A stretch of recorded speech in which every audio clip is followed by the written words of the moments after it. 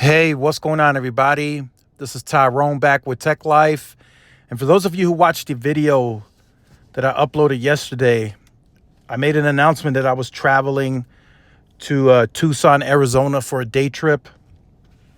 And I did some testing along the way.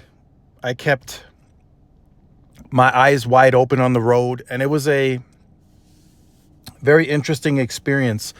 So I had traveled this stretch before. This is Interstate 10 going west towards Tucson, right? And in between, you cross over from Texas into New Mexico, and then you go through New Mexico, and then you cross over into Arizona. And this is all going through Interstate 10.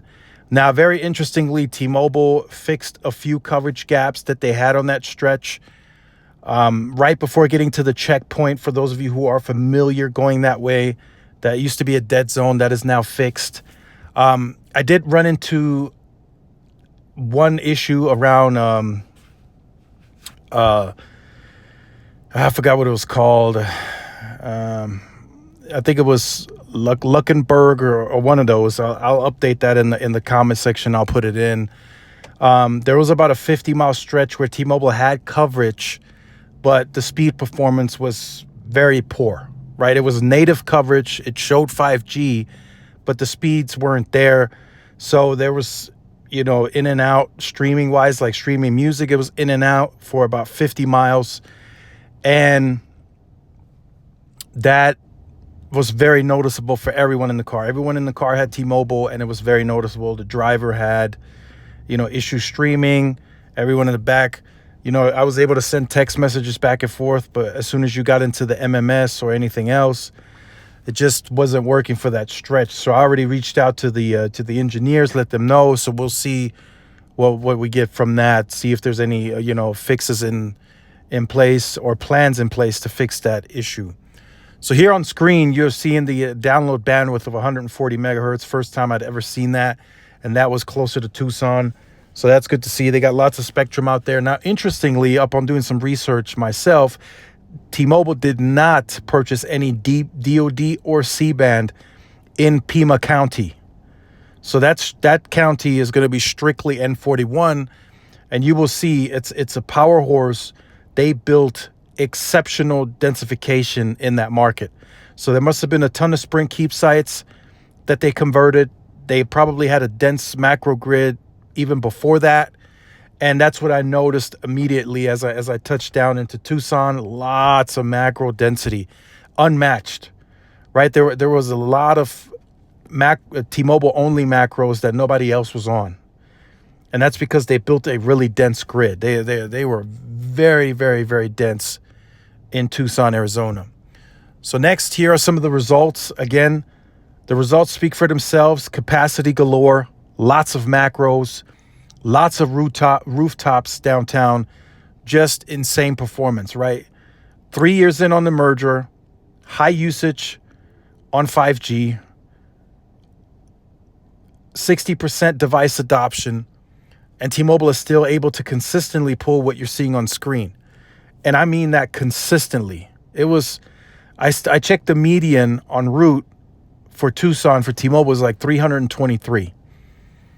It was very, very rare in the areas that I traveled. And again, this is anecdotal, but it was very rare that I saw a speed test below 200 megabits a second. It was very, very rare.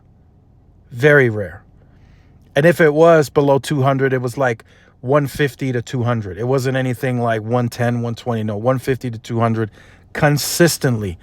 And all the areas were packed. We went to the outlet mall, went to an indoor mall, went to the area, University of Arizona, Wildcats, very busy area.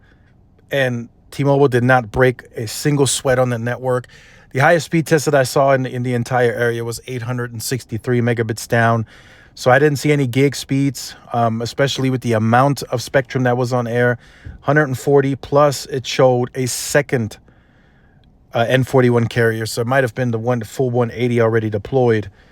But, based on the traffic that I've seen in that area and T-Mobile, the market share that they have there, I mean, it's incredible incredible, consistent performance. We went downtown, and like I said, T-Mobile did not break a sweat. So that's good to see, right?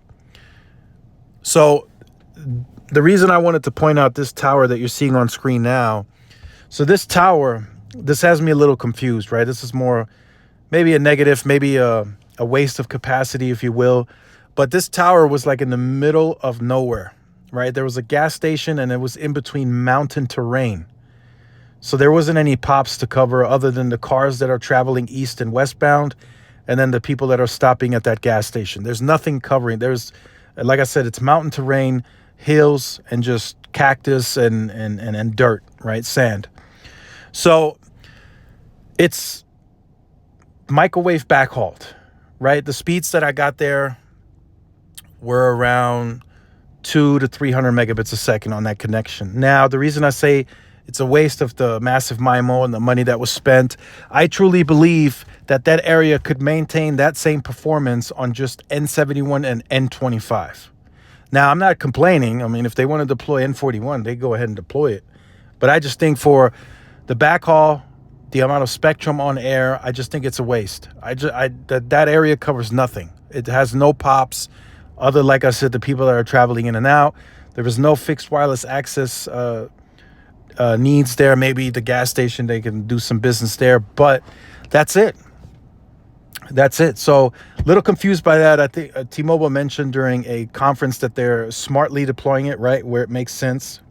So they would put N41 on 50,000 towers. And, you know, and Neville said, obviously, there are some areas where N41 makes no sense, in my opinion, right? In my anecdotal opinion, N41 does not make sense on this tower that you're seeing on screen. You know, it's covering rocks, dirt, cactus, and this little gas station. I would say 200 to 300 megabits a second on microwave backhaul. N25 and N71 can achieve that. And if there are some, later on down the line, some congestion issues for whatever reason, you know, N66 will help boost that as well. I just don't see why N41 was deployed in this situation. And then next, again, want to show off some of the densification efforts that I've seen. So I want to point this out as well. I saw Verizon small cells and I saw AT&T small cells, right? Both C-RAN, Verizon downtown, very, very effectively deploying millimeter wave nodes, of course. AT&T deploying C-RAN in most of the busier areas. But the macro density from T-Mobile, so I did not see any T-Mobile small cells, but the macro density is insane. So again, here, you're seeing a tower deployed on a sidewalk. The cabinets were a little to the right of the sidewalk. And this area, nobody else had a macro nearby or a small cell. It was just pure T-Mobile. There was a shopping mall, outdoor shopping strip, and T-Mobile performed great, 500-600 down, and they had a macro density like every 0.7 or 0.8 of a mile. Just impressive, right? And they said they would majority of their deployment would be macro based, and they're not kidding. They are not kidding. A lot of areas that I've seen where Verizon put up small cells, T-Mobile had a macro behind that. So they're deploying, you know, macros at a very, very dense level. They're really sticking to that motto, and they're not letting up. So the only disappointment on the trip was from another carrier.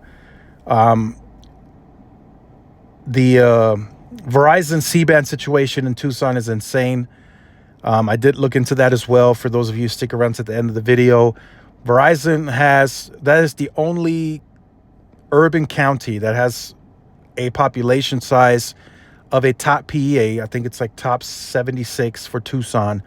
That is the only county that has the full 200 megahertz of C-band that is a top PEA, or within the top 100, I should say. And they are deploying it fiercely. They had it on every site that I saw, and the sites that didn't, literally they had boom lifts ready to upgrade. So that was very impressive. So again, that Tucson is part of Verizon's early clearance. So that's good to see. That's good to see. So that market's going to perform very, very good. Now the disappointment, kind of a catch-22. AT&T, lots of C-RAN outside of Dallas. When I visited, that was the market where I've seen the most AT&T C-RAN deployed outside of Dallas, in my own anecdotal testing. That's the most C-RAN that I've seen. But the least amount of macros from AT&T that I've seen, and here's the shocker, not a single tower. Now, I didn't, of course, cover all of Tucson, but not a single tower that I've seen traveling around the area had C-band or DoD. None. Not one. And that reflects on the root metrics testing. The speed decrease that AT&T endured there was double. They decreased double the speed in that market. So they got lots of work to do. T-Mobile's at the top. Verizon is coming fiercely. And AT&T has a lot of work to do. So just wanted to share that with you guys. Again, it was a great experience other than that 50-mile stretch where T-Mobile kind of had hiccups. But other than that, it was good, flawless. Streaming worked outside of that 50-mile stretch, and that's all you can ask for as a consumer. So make sure you guys stay tuned to the channel for more. Like, share, subscribe, follow the social media outlets as Tyrone with Tech Live. See y'all in the next one. Peace.